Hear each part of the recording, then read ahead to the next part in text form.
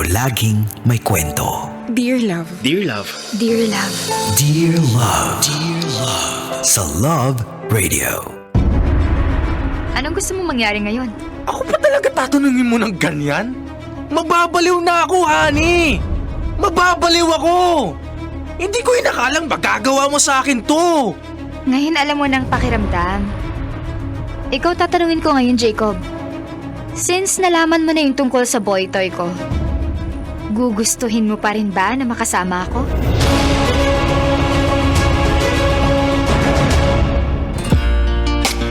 Kasama, kakwentuhan at kadramahan nyo na po. Napapakinggan at ngayon ay napapanood sa YouTube channel ng Love Radio Manila.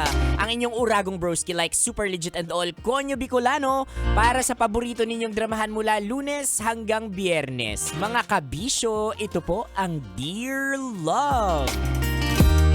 Oh, kailangan pa bang i-memorize yan? Basic.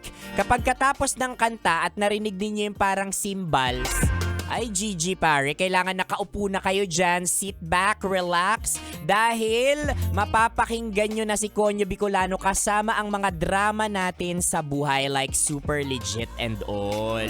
Naku, katulad ng dramang mapapakinggan natin maya-maya. Ay, shout out sa lahat ng mga may boy toy dyan.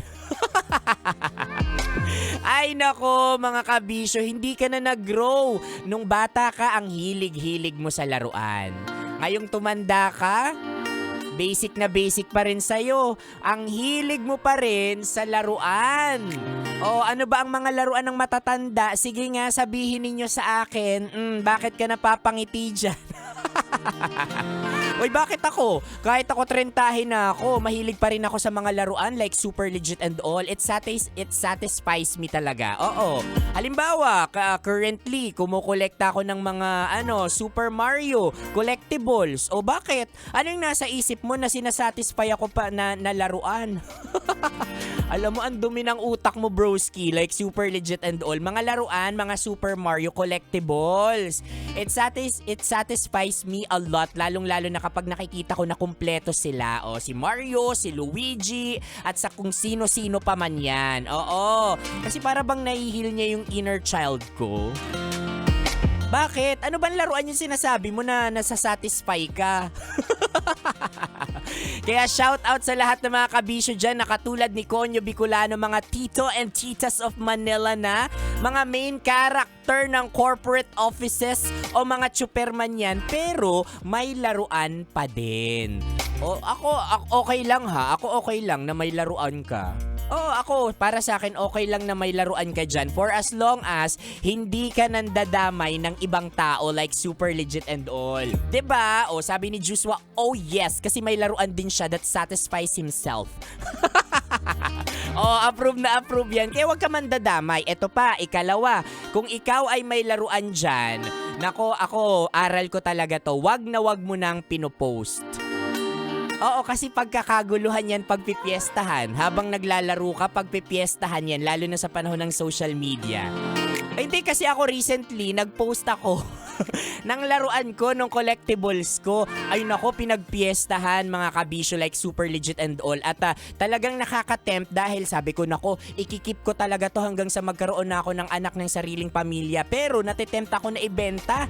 Kasi nakaka-tempt yung mga presyong ino-offer nila. O, ganito na lang yung presyong ibibigay ko dyan, ibenta mo na yan sa akin.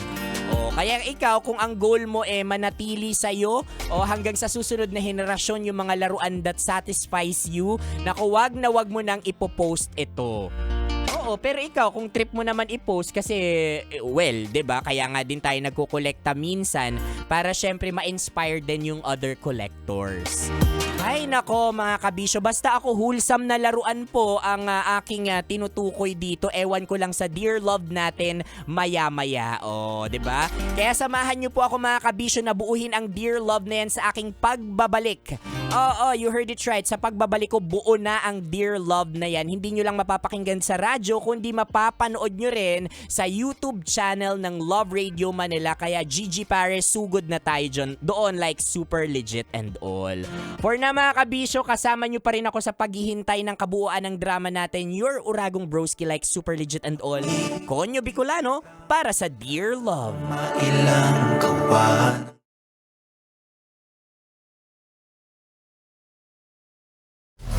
Metro's #1 Love Radio.